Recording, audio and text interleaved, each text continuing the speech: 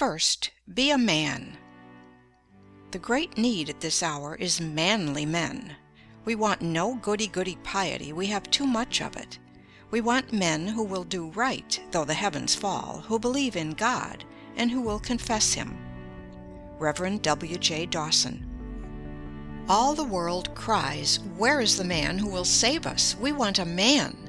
Don't look so far for this man, you have him at hand. This man, it is you, it is I, it is each one of us. How to constitute oneself a man? Nothing harder if one knows not how to will it. Nothing easier if one wills it. Alexander Dumas. "I thank God I am a Baptist," said a little short doctor of divinity, as he mounted a step at a convention. "Louder, louder!" shouted a man in the audience. "We can't hear." "Get up higher," said another. "I can't," replied the doctor. "To be a Baptist is as high as one can get." But there is something higher than being a Baptist, and that is being a man. Rousseau says, "According to the order of nature, men being equal, their common vocation is the profession of humanity, and whoever is well educated to discharge the duty of a man cannot be badly prepared to fill any of those offices that have a relation to him. It matters little to me whether my pupil be designed for the army, the pulpit, or the bar. To live is the profession I would teach him. When I have done with him, it is true he will be neither a soldier, a lawyer, nor a divine. Let him first be a man. Fortune may remove him from one rank to another, as she pleases, he will always be found in his place." "First of all," replied the boy James A. Garfield, when asked what he meant to be, "I must make myself a man. If I do not succeed in that, I can succeed in nothing." "Hear me, O men," cried Diogenes in the marketplace at Athens. And when a crowd collected around him, he said scornfully, "I called for men, not pygmies." One great need of the world today is for men and women who are good animals. To endure the strain of our concentrated civilization, the coming man and woman must have an excess of animal spirits. They must have a robustness of health. Mere absence of disease is not health. It is the overflowing fountain, not the one half full, that gives life and beauty to the valley below. Only he is healthy who exults in mere animal existence, whose very life is a luxury, who feels a bounding pulse throughout his body, who feels life in every limb, as dogs do when scouring over the field, or as boys do when gliding over fields of ice. Dispense with the doctor by being temperate, the lawyer by keeping out of debt, the demagogue by voting for honest men, and poverty by being industrious. "Nephew," said Sir Godfrey Kneller, the artist, to a Guinea slave trader, who entered the room where his uncle was talking with Alexander Pope, "you have the honor of seeing the two greatest men in the world." "I don't know how great men you may be," said the Guinea man, as he looked contemptuously upon their diminutive physical proportions, "but I don't like your looks. I have often bought a much better man than either of you, all muscles and bones, for 10 guineas. A man is never so happy as when he suffices to himself, and can walk without crutches or a guide. Said Jean-Paul Richter, "I have made as much out of myself as could be made of the stuff, and no man should require more." "The body of an athlete and the soul of a sage," wrote Voltaire to Helvetius. "These are what we require to be happy."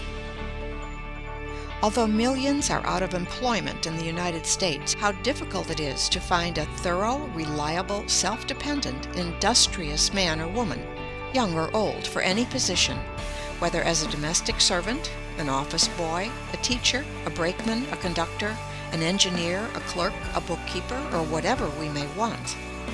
It is almost impossible to find a really competent person in any department, and oftentimes we have to make many trials before we can get a position fairly well filled.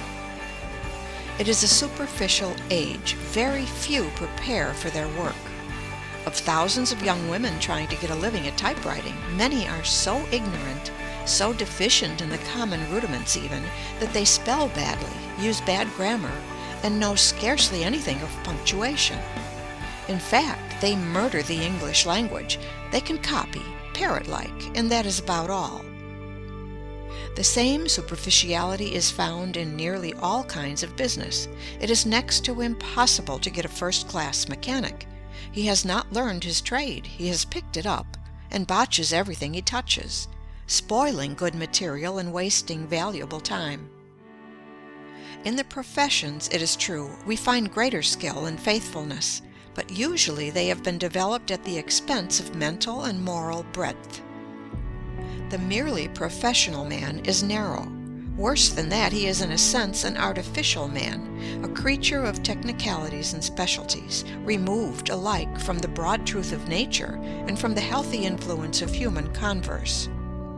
In society, the most accomplished man of mere professional skill is often a nullity. He has sunk his personality in his dexterity. The aim of every man, said Humboldt, should be to secure the highest and most harmonious development of his powers to a complete and consistent whole. Some men impress us as immense possibilities. They seem to have a sweep of intellect that is grand, a penetrative power that is phenomenal. They seem to know everything, to have read everything, to have seen everything. Nothing seems to escape the keenness of their vision, but somehow they are forever disappointing our expectations. They raise great hopes only to dash them. They are men of great promise, but they never pay.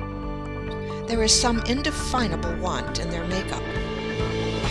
What the world needs is a clergyman who is broader than his pulpit, who does not look upon humanity with a white neckcloth ideal, and who would give the lie to the saying that the human race is divided into three classes: men, women, and ministers. Wanted, a clergyman who does not look upon his congregation from the standpoint of old theological books and dusty cobweb creeds, but who sees the merchant as in his store, the clerk as making sales, the lawyer pleading before the jury, the physician standing over the sickbed. In other words, who looks upon the great, throbbing, stirring, pulsing, competing, scheming, ambitious, impulsive, tempted mass of humanity as one of their number, who can live with them, see with their eyes, hear with their ears, and experience their sensations. The world has a standing advertisement over the door of every profession, every occupation, every calling. Wanted, a man. Wanted, a lawyer who has not become the victim of his specialty, a mere walking bundle of precedents. Wanted, a shopkeeper who does not discuss markets wherever he goes. A man should be so much larger than his calling, so broad and symmetrical in his culture, that he would not talk shop in society, that no one would suspect how he gets his living. Nothing is more apparent in this age of specialties than the dwarfing, crippling, mutilating influence of occupations or professions. Specialties facilitate commerce and promote efficiency in the professions, but are often narrowing to individuals. The spirit of the age tends to doom the lawyer to a narrow life of practice, the businessman to a mere money-making career. Think of a man, the grandest of God's creations, spending his lifetime standing beside a machine for making screws. There is nothing to call out his individuality, his ingenuity, his powers of balancing, judging, deciding. He stands there year after year until he seems but a piece of mechanism. His powers, from lack of use, dwindle to mediocrity, to inferiority, until finally he becomes a mere part of the machine he tends. Wanted, a man who will not lose his individuality in a crowd, a man who has the courage of his convictions, who is not afraid to say no, though all the world say yes. Wanted, a man who, though he is dominated by a mighty purpose, will not permit one great faculty to dwarf, cripple, warp, or mutilate his manhood, who will not allow the overdevelopment of one faculty to stunt or paralyze his other faculties. Wanted, a man who is larger than his calling, who considers it a low estimate of his occupation to value it merely as a means of getting a living.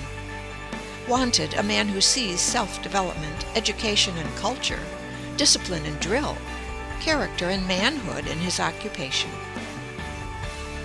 As nature tries every way to induce us to obey her laws by rewarding their observance with health, pleasure, and happiness, and punishes their violation by pain and disease, so she resorts to every means to induce us to expand and develop the great possibilities she has implanted within us. She nerves us to the struggle beneath which all great blessings are buried, and beguiles the tedious marches by holding up before us glittering prizes which we may almost touch, but never quite possess. She covers up her ends of discipline by trial, of character building through suffering, by throwing a splendor and glamour over the future, lest the hard dry facts of the present dishearten us, and she fail in her great purpose. How else could nature call the youth away from all the charms that hang around young life, but by presenting to his imagination pictures of future bliss and greatness, which will haunt his dreams until he resolves to make them real? As a mother teaches her babe to walk by holding up a toy at a distance, not that the child may reach the toy, but that it may develop its muscles and strength, compared with which the toys are mere baubles, so nature goes before us through life, tempting us with higher and higher toys, but ever with one object in view: the development of the man. In every great painting of the masters there is one idea or figure which stands out boldly beyond everything else. Every other idea or figure on the canvas is subordinate to this idea or figure, and finds its real significance not in itself, but, pointing to the central idea, finds its true expression there. So in the vast universe of God, every object of creation is but a guide-board with an index finger pointing to the central figure of the created universe, man. Nature writes this thought upon every leaf. She thunders it in every creation. It exhales from every flower. It twinkles in every star. Open thy bosom, set thy wishes wide, and let in manhood, let in happiness. Admit the boundless theater of thought from nothing up to God.